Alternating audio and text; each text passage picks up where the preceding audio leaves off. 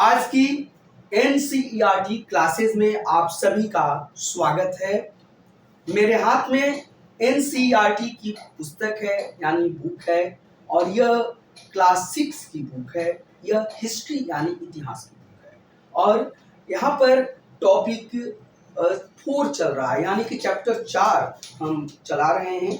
और आज जिस चीज़ का हम चर्चा करने जा रहे हैं वह है वर्ड्स टू डिस्क्राइब पीपल, यानी कि लोगों की विशेषता बताने वाले शब्द। ये शब्द कहाँ के हैं? ये ऋग्वेद के हैं, यानी ऋग्वैदिक काल चल रहा है और ऋग्वेद के काल में ऐसे कौन से शब्द हैं जिससे कि लोगों की विशेषताओं के बारे में पता चलता है। यही आज की टॉपिक है, ये देख लीजिए। और यहाँ पर मैं लिखा हूँ एनसीईआरटी हिस्ट्री यानी इतिहास क्लास 6 कक्षा 6 चैप्टर 4 अध्याय 4 और पार्ट 5। देखिए 5 के रोमन में है या इंग्लिश में है, तो भाग 5 इसका चल रहा है और बाकी इसके जो भाग हैं वो ऑलरेडी अपलोड हो चुके हैं। इसके डिस्क्रिप्शन बॉक्स में प्लेलिस्ट बनाकर उसका लिंक आपको मिल जाएगा और आप पूरे सीरीज को देखिए। एनसीईआरटी की सीरीज चल रही है और इसको पूरा सीरीज आपके लिए बहुत इम्पोर्टेंट है और ये सभी के लिए इम्पोर्टेंट है। क्लास 6 के बच्चों के लिए तो इम्पोर्टेंट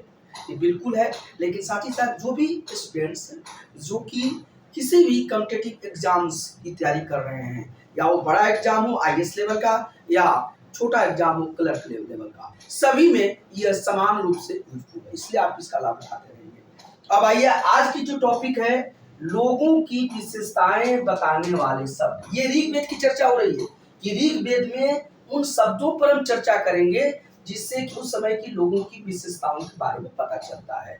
और ये टॉपिक है, यह पेज संख्या 36 में है, यानी कि पृष्ठ संख्या 36 में 36 पेज नंबर में आप बुक ओपन कर लीजिए। बुक नहीं है तो आप मेरी बात को सुनिए और मैं एक भी शब्द छोड़ता नहीं हूँ यहाँ पर। तो देखिए लोगों की विशेषताएं बताने वाले शब्द यानी वर्ड्स टू डिस्क्राइब पीपल, यही हमारा टॉपिक है और इसी पर हम चर्चा करने जा रहे हैं। और यह ऋग्वेद की बात हो रही है। ऋग्वेद जिसकी रचना माना जाता है कि 1500 ईसा पूर्व से लेकर 1000 ईसा पूर्व के बीच में इसका रचना किया गया, यानी इसको कंपोज किया गया और ये 500 वर्षों तक ये रचना चलता रहा है। 500-600 वर्ष मान सकते हैं। तो यहाँ पर देखिए सबसे पहले हम इसको पढ़ रहे हैं और मैं आपको समझा रहा हूँ। बार बार इसको दिमाग को कॉन्सेंट्रेट कीजिए कि ऋग्वेद के उन शब्दों की चर्चा हो रही है जिससे कि उस समय के लोगों की विशेषताओं के बारे में पता चलता है। अब देखिए लोगों का वर्गीकरण यानी क्लासिफिकेशन, काम यानी वर्क, भाषा लैंग्वेज, परिवार फैमिली या समुदाय कम्युनिटी, निवास स्थान या सांस्कृतिक परंपरा के आधार पर किया जाता है। तो बिल्कुल ये स्पष्ट बात है कि लोगों का जो वर्गीकरण होता है, क्लासिफिकेशन होता है, वह उनके काम के आधार पर, उनके भाषा का आधार पर, परिवार के आधार पर, समुदाय के आधार पर, निवास स्थान या सांस्कृतिक परंपरा के आधार पर किया जाता है। तो बिल्कुल आपको समझ में बात आ जानी चाहिए। और जो भी मैं यहाँ पर पढ़ाऊंगा वह इंग्लिश और हिंदी मीडियम दोनों बच्चों के लिए समान उपयोगी है। हमने यही बताया कि there are several ways to describe people in terms of work they do, the language they speak, the place they belong to, their family, their communities and cultural practices. तो ये बिल्कुल आपको समझ में आ गया होगा। अब आइए, ऐसे दो समूह हैं, समूह का मतलब ग्रुप, ऐसे दो ग्रुप हैं या दो समूह हैं जिनका वर्गीकरण काम के आधार पर किया गया है। मतलब ऐसे दो ग्रुप्स हैं जिनका की क्लासिफिकेशन वर्ग के आधार पर, काम के आधार पर किया गया है। उसमें देखिए पहला जो है पुरोहित, पुरोहित को प्रीस्ट भी कहते हैं। पुरोहित जिन्हें कभी कभी ब्राह्मण कहा जाता था, ये पुरोहित है और कभी कभी पुरोहित को ब्राह्मण कहा जाता था। ये ब्राह्मण जो शब्द है, ब्राह्मण ग्रंथ का भी नाम है, टेक्स्ट को भी ब्राह्मण कहते हैं, बुक को भी, और ब्राह्मण शब्द भी आया है पुरोहित के बारे में और वो प्रीस्ट होते थे। तो एक वो वर्ग था और उनका काम क्या था? तरह तरह के यज्ञ और अनुष्ठान करते थे। जो प्रीस्ट होते थे वो तरह तरह के यज्ञ करते थे और अनुष्ठान करते थे, यानी कि रिचुअल्स करते थे। तो पुरोहित का काम था कि सेवरल रिचुअल्स को परफॉर्म करते थे। और दूसरा जो वर्ग था, दूसरे जो समूह है वो या दूसरे जो लोग थे उसे राजा कहा गया है। क्या बोला गया है? राजा, किंग। ठीक है, तो बिल्कुल समझ में आ गया है कि ऋग्वेद में यहाँ पर दो ऐसे समूह हैं जिनका वर्गीकरण काम के आधार पर किया गया है। ये बिल्कुल काम के आधार पर है। और यही बात समझना है कि जो पृष्ठ हैं, जो जिन्हें ब्राह्मण कहते हैं, इनका भी वर्गीकरण काम के आधार पर ऋग्वेद में किया गया है, जाति के आधार पर नहीं। आज जो इतनी बड़ी जातिवाद फैली हुई है और जो स्वार्थी तत्व हैं इसका लाभ उठा रहे हैं और अपनी जेबें भर रहे हैं, इसको आप समझिए। और सभी लोग भ्रांति से बाहर निकले कि काम के आधार पर दो वर्ग बना था, इसका कोई दूसरा आधार नहीं था। ऋग्वेद की मैं चर्चा कर रहा हूं। और एक जो पृष्ठ है उसे ही कभी कभी ब्राह्मण कहा गया है और उसका काम था यज्ञ करना और कर्मकांड या रिचुअल्स का काम करता था, और उसे कभी कभी ब्राह्मण भी कहा जाता था। और दूसरा जो वर्ग है वो भी काम का आधार पर, वह था राजा। यहाँ तक बिल्कुल आपको समझ में आ गया। ये राजा वैसे नहीं थे जिनके बारे में तुम बाद में पढ़ो। यहाँ पर बताया जा रहा है कि ये राजा वैसे नहीं थे जैसे राजा के बारे में हम लोग का जो अभी कल्पना है कि जो किंग होता है, हेरिडेटरी होता है, तो या उसके पास टैक्स कलेक्शन करने की पावर होती है, कर वसूलने की, और सभी को अपने मन के अनुसार दंड देने की व्यवस्था होती है। ये राजा वैसे नहीं थे। ये राजा न तो बड़ी राजधानियों या महलों में रहते थे। इसमें जो राजा की चर्चा ऋग्वेद में की गई है, तो ये जो ऋग्वेद के राजा हैं वो बड़े राजधानियों में यानी कैपिटल्स में और बड़े बड़े महलों में नहीं रहते थे। न इनके पास सेना थी, इनके पास कोई आर्मी भी नहीं होती थी, कोई इनके पास अस्थायी सेना नहीं थी, स्टैंडिंग आर्मी नहीं थी, और नहीं यह कर वसूलते थे। ये कर यानी टैक्स का कलेक्शन भी नहीं करते थे, मतलब टैक्स कलेक्ट नहीं करते थे और यानी कर नहीं लेते थे। प्राय राजा की मृत्यु के बाद बेटा अपने आप ही शासक नहीं बन जाता था। और उस समय के जो राजा थे ऋग्वेद में, अगर उनकी मृत्यु हो जाए तो उनका बेटा स्वयं शासक नहीं बन जाता था। जैसा कि माना जाता है कि राजा के बाद राजा का लड़का शासक बनेगा या राजा का पुत्र या उसका कोई रिश्तेदार ही उत्तराधिकारी बनेगा, ऐसी परंपरा ऋग्वेद में नहीं थी। तो ये बात बिल्कुल आपको कंफ्यूजन दूर होना चाहिए। हम ऋग्वेद की बात करते हैं, सब उसमें दो ग्रुप की महत्वपूर्ण थे। एक ग्रुप जो था उसको हम पृष्ठ कहते थे या उसको हम जिसको पुरोहित कहते थे, और उसे ही कभी कभी ब्राह्मण कहा गया है। और वह कर्म पर आधारित था। और कर्म क्या करता था? तो यज्ञ करता था और रिचुअल्स काम कर्मकांड आदि का वो काम करते थे, अनुष्ठान परफॉर्म कराते थे। तो ये बिल्कुल समझ में है। तो जो भी अनुष्ठान का काम करता था या यज्ञ का कराता था या करता था उसको पृष्ठ कहा गया है, यानी पुरोहित कहा गया है या ब्राह्मण कहा गया है। कर्म आधारित है, जाति आधारित नहीं। ये ऋग्वेद की मैं चर्चा कर रहा हूँ। और ये देखिए फिर इसमें दूसरा वर्ग है राजा। तो राजा या किंग, वैसा किंग नहीं जो हम आम समझते हैं कि किंग जो होगा बड़ी राजधानी में बड़ी शान शौकत से बहुत बड़े महल में रहता होगा, ऐसी कुछ बात नहीं थी। ठीक है, उस समय के राजा में, या राजा के बाद बहुत बड़ी सेना होगी, यह भी बात नहीं थी। या राजा के मरने के बाद राजा का पुत्र या पुत्री ही राजा बनेगा, ऐसी भी बात नहीं थी। ठीक है ना, तो ये आपको बिल्कुल समझ में आ गया होगा। दूसरी बात आप देखिए कि यहाँ पर ऊपर लिखा गया है कि पिछले अनुभाग मतलब सेक्शन को एक बार फिर पढ़ो और ये पता लगाने की कोशिश करो कि राजा क्या करते थे। तो पिछले सेक्शन में बताया गया है कि राजा जो होते थे वो नेतृत्व करते थे और अपने समूह का, ग्रुप का जनरली युद्ध में वो नेतृत्व किया करते थे। इस पिछले लिखा गया है तो उसको हिदायत दे रहा है, उसको आप रिवाइज कर लीजिए। अब आइए, जनता या पूरे समुदाय के लिए दो शब्दों का प्रयोग होता था। तो पहली तो देखिए मैं बता देता हूँ, हमने यहाँ पर एक बात बताया कि कर्म के आधार पर, मैं लिख देता हूँ, एक पॉइंट आप नोट कर लीजिए। कर्म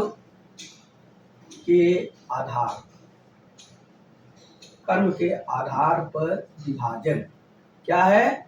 विभाजन या वर्गीकरण। इसमें दो समूह है, एक है पुरोहित, इसे ही पृष्ठ कहते हैं। पृष्ठ देखिए, पृष्ठ है। इसी को समटाइम्स कभी कभी ब्राह्मण कहते हैं, कभी कभी ब्राह्मण कहा जाता था। इसका काम क्या होता था? क्या काम करता था? तो ये अनुष्ठान और यज्ञ कराता था। अनुष्ठान एवं, इसको नोट कर लीजिए और क्लियर हुई है, अनुष्ठान एवं यज्ञ। आजकल बहुत भ्रांतियां लोगों के मन में बैठी हुई हैं और उस भ्रांतियां से हमारा जो इतना सुंदर भारत देश है वह समस्या में पड़ता जा रहा है। तो जो भी कर्म के आधार पर जो अनुष्ठान या यज्ञ का काम जो करता था उसे हम पुरोहित या पृष्ठ कहते थे या ब्राह्मण। तो एक वर्ग तो ये था, इसकी चर्चा बहुत विशेष हुई है। दूसरा वर्ग की चर्चा जो हुई है वो राजा है। राजा और इसके बारे में भी हमने बताया कि राजा महलों में नहीं रहता था, स्टैंडिंग आर्मी नहीं होती थी और राजा के बाद राजा का ही पुत्र राजा नहीं बनता था। तो देखिए राजा जो है महल नहीं था, महल मैं काट देता हूँ नहीं है, ठीक है ना। या इसके बाद देखिए सेना, राजा के पास सेना होती थी भी नहीं है, देखिए मैं क्रॉस कर दिया। या राजा के बाद राजा का पुत्र, राजा के बाद उसका पुत्र ही, अगर पुत्र योग्य तो बन जाए लेकिन वही बनेगा ऐसा कुछ कारण नहीं था, पुत्र ही इसके कट कर दिया। ये बिल्कुल है वो बनता था, ऐसा कुछ नहीं था।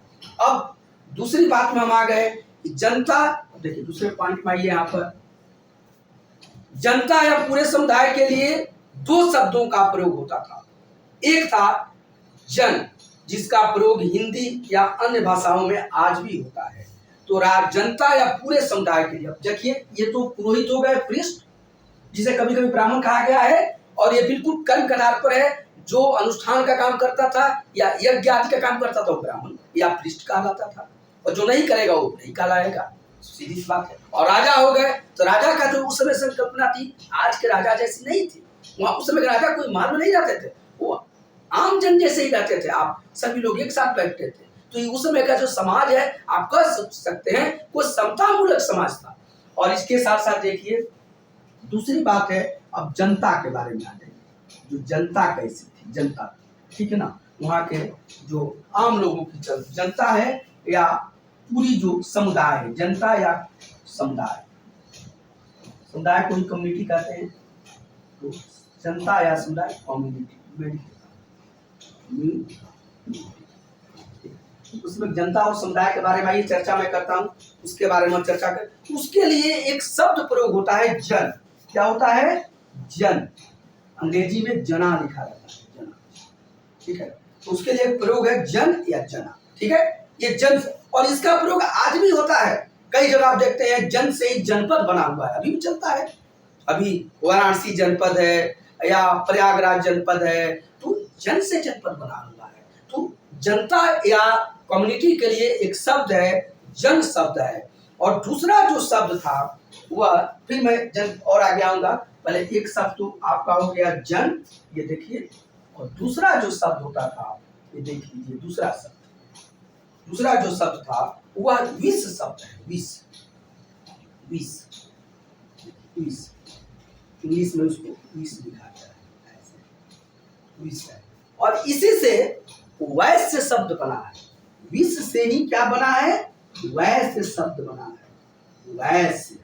इसी से विश्व शब्द बना है, वर्ल्ड। इसी से विष्णु शब्द बना है, विश्व एक शब्द है। वो उस समय जनता या समुदाय के लिए इसको संकेत लिखा गया है ऋग्वेद में। और जनता के लिए जन शब्द है या समुदाय के लिए भी जन शब्द है। और देखिए यहाँ पर देखिए कि ऋग्वेद में 20 और जनों के नाम भी मिलते हैं।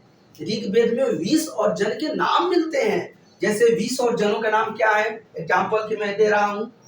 देखिए यहाँ पर तीसरा पॉइंट पर लिख लीजिए, 20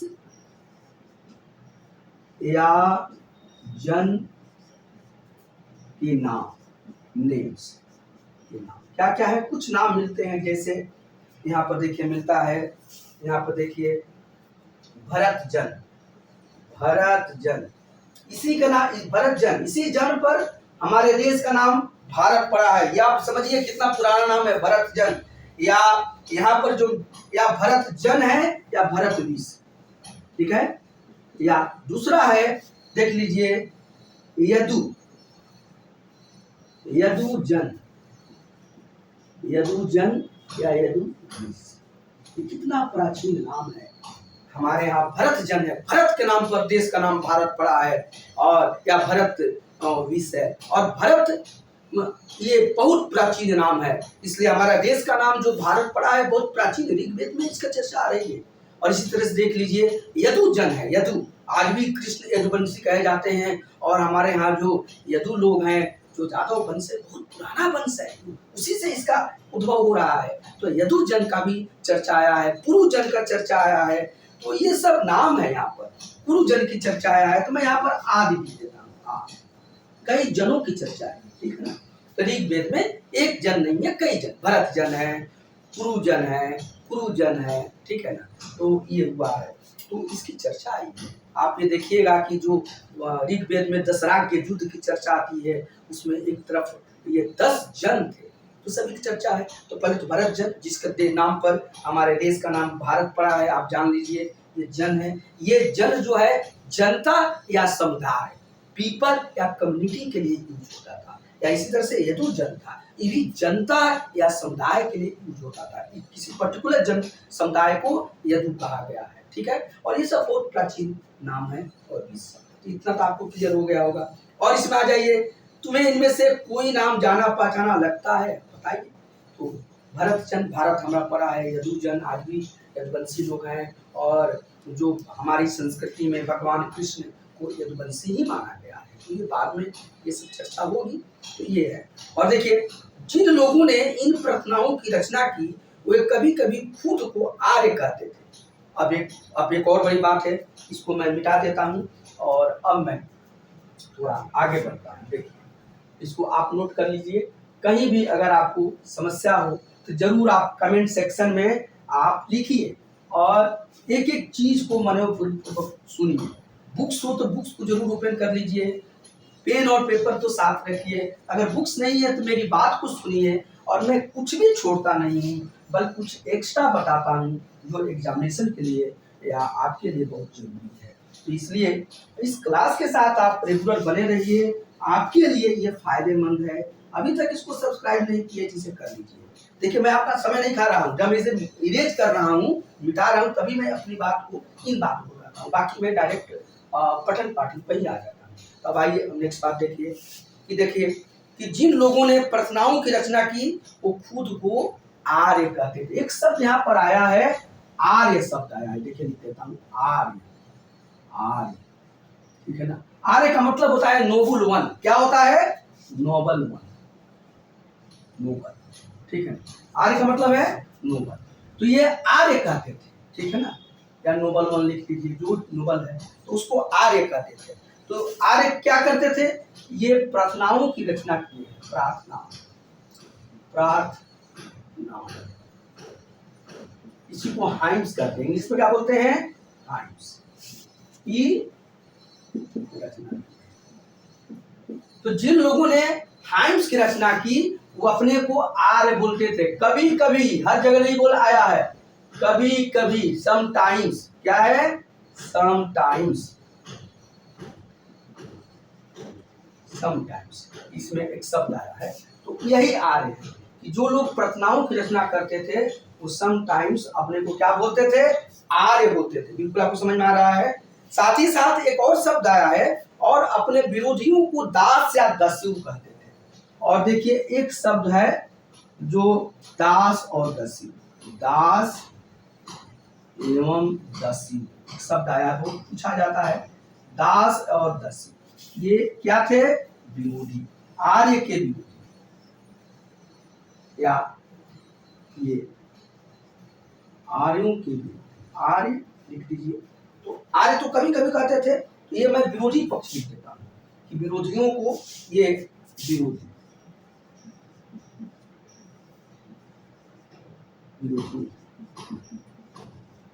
विरोधियों को उस समय के जो लोग हैं दास या दस्यु करते थे। भाई, विरोध रहेगा, जहां भी पक्ष रहेगा वहां पर विपक्ष तो होगा, विरोधी होगा। तो यहाँ के जो लोग ऋग्वेद की जो प्रार्थनाएं हैं, यानी जो हाइम्स हैं या जो ऋचाएं हैं, उनको जिन्होंने कंपोज किया, वे लोग अपने को कभी कभी आर्य कहते थे। और अपने विरोधी को उन लोगों ने दास या दस्यु करके संबोधित किया है, इंट्रोड्यूस किया है। अब थोड़ा सा आ जाइए कि मैं समझा रहा हूँ, अब थोड़ा पर्टिकुलर पा जाइए। दस्यु कौन थे? दास और दस्यु हो गया। दास और दस्यु में भी एक मौलिक अंतर था, मूलभूत अंतर वो लोग बता रहे हैं, ऋग्वेद में मिलता है। तो दस्यु के बारे में क्या है, तो देखिए दस्यु जो है यहाँ समझाया गया है कि दस्यु वे लोग थे जो यज्ञ नहीं करते थे और शायद दूसरी भाषाएं बोलते थे, तो उन्हें दस्यु कहा जाता था। मतलब जो लोग यज्ञ नहीं करते थे, दस्यु लोग यज्ञ नहीं करते थे और संभवतः दूसरी भाषा बोलते थे, वो भाषा बोलते थे जो ऋग्वेद की रचना करने वाले लोग नहीं बोलते थे। तो पहली बात है, दस्यु वे थे जो यज्ञ नहीं करते थे, यज्ञ नहीं करना चाहे यज्ञ नहीं करते थे, एवं शायद, यहाँ शायद शब्द आ रहा है, प्रोबेबली, संभवतः, शायद दूसरी भाषा लैंग्वेज, दूसरी भाषा एकदम बिल्कुल क्लियर है कि दो शब्द है जो लोग ऋग्वेद की ऋचाओं की रचना किए हैं या प्रार्थनाओं की हाइम्स की रचना किए हैं, वो अपने को कभी कभी समटाइम्स आर्य बोलते हैं, नोबल वन। और एक शब्द आया है दास और दस्यु, ये इन आर्यों के या ऋग्वेद की प्रार्थनाओं की रचना करने वाले के विरोधी पक्ष था। और इसमें अब दस्यु के बारे में मैं बता रहा हूँ कि दस्यु यानी दस्यु लोग यज्ञ नहीं करते थे और शायद दूसरी भाषा बोलते थे, ऐसी उसमें हमें मिलता है इस बात का। साथ ही साथ बाद में दास शब्द जो है, अब देखिए दास शब्द पर आ जाइए, दास शब्द का मतलब गुलाम हो गया है, ठीक है। अब आ जाइए दास आ जाइए, ये दास जो है, दास शब्द जो है जिसको कि हम गुलाम करते हैं, तो ये बाद में हुआ है। देखिए दास हो गया, बाद में याद रखिए, उस समय नहीं, बाद में गुलाम के अर्थ, गुलाम माने स्लेव, गुलाम माने स्लेव,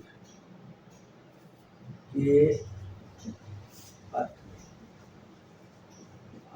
बाद में इसमें लिखता है। बाद में जो दास है वो स्लेव है या गुलाम के अर्थ में। आदमी कोई कहता है कि भाई मैं आपका दास नहीं, मैं आपका गुलाम हो गया, आपके इच्छाओं के मैं अपने को अधीन कर दिया। और इसी दास शब्द से ही ये देखिए दासी शब्द निकला है, नहीं अर्थ, और इसी से क्या निकला है, इसका स्त्रीलिंग क्या है, स्त्रीलिंग दासी, दास का स्त्रीलिंग क्या हो गया, दासी। ये तो बात आप समझ लीजिए दास के लिए। अब क्या है दास वे स्त्री पुरुष होते थे जिन्हें युद्ध में बंदी बनाया जाता था। अब दास कौन थे, वे स्त्री पुरुष जिन्हें युद्ध में, वार में, बैटलफील्ड में, जिन्हें युद्ध में बंदी बनाया जाता था, जिन्हें युद्ध में बंदी मतलब प्रिजनर, बंदी बनाया जाता। बिल्कुल आपको समझ में आ गया ना कि दास वो स्त्री पुरुष को दास कहा गया है या स्लेव कहा गया है जिन्हें बैटल फील्ड में युद्ध में हरा कर और उनको बंदी बना दिया गया, उनको अरेस्ट कर दिया गया और उनके बंदी बन गए।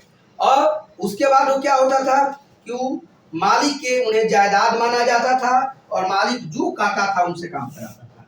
ये क्या हो जाते थे, मालिक के जायदाद, मालिक के अधीन, उसके जायदाद के रूप में मैं लिख देता हूँ, मालिक के अधीन उसके जायदाद। जायदाद मतलब क्या है, संपत्ति, जायदाद यानी संपत्ति, संपत्ति के रूप में, संपत्ति के रूप में, ठीक है, समझ लीजिए। और हर बात को मैं लिखूंगा नहीं। तो जो दास होते थे जिन्हें युद्ध में बंदी बना लिया जाता था उन्हें दास कहा जाता था, ठीक है। और ये मालिक के अधीन हो जाते थे, अपने मालिक के अधीन, मालिक के एक संपत्ति या एक एसेट के रूप में हो जाते थे और मालिक के अधीन होते थे, इच्छा के अधीन। मालिक जो चाहता था उनसे अपना काम लेता था, अपने उपयोगिता में यूज करता था। और दस्यु कौन थे, तो दस्यु वो लोग थे जो लोग एक तरह से जो ऋग्वेद की जो ऋचाएं जो लोग रच रहे हैं, जो अपने को कभी कभी आर्य कहते थे, उनके ये विरोधी थे। ये लोग यज्ञ नहीं करते थे और ये शायद उसकी भाषा थे 10 युग के बारे में। और दास हो गया कि जिन्हें जिन्हें युद्ध में हराकर बंदी बना लिया गया उन्हें दास कहा गया। और दास का स्त्रीलिंग दासी शब्द है। और ये मालिक के एक एसेट के रूप में काम करते थे और अपने मालिक मतलब जो इनको जीत लेता था और अपना बंदी बनाता था उनके इच्छाओं के अनुरूप ये काम करते थे। ये आपको बिल्कुल बात समझ में आ गया। और इसके बाद देखिए जिस युग में उपमहाद्वीप के उत्तर पश्चिम में ऋग्वेद की रचना हो रही है। देखिए ये भारत उपमहाद्वीप है, ये इंडियन सब कॉन्टिनेंट है। और इंडियन सब कॉन्टिनेंट में ये देख लीजिए कि उत्तर पश्चिम यही भाग है, यही भाग उत्तर पश्चिम है, सिंधु और उसकी सहायक नदियों के आसपास का भाग। इसी भाग में ऋग्वेद की रचना हो रही थी। ऋग्वेद की रचना कौन सा भाग है? देखिए ये भाग है, मैं बार बार यहाँ पर इंडिकेट कर रहा हूँ, यही देखिए उत्तर पश्चिम है। इस भाग में ऋग्वेद की रचना हो रही थी। यहीं पर भरत जन, यदु जन, पुरु जन ये सभी जन यहाँ पर हुआ करते थे।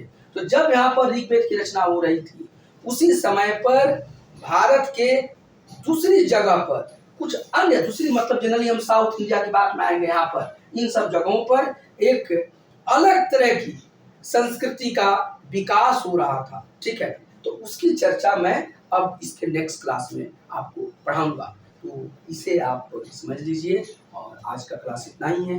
कोई भी आपको समस्या है या कोई सुझाव है तो आप कमेंट सेक्शन में जरूर लिख दिया कीजिए, उसको जरूर दूर किया जाएगा।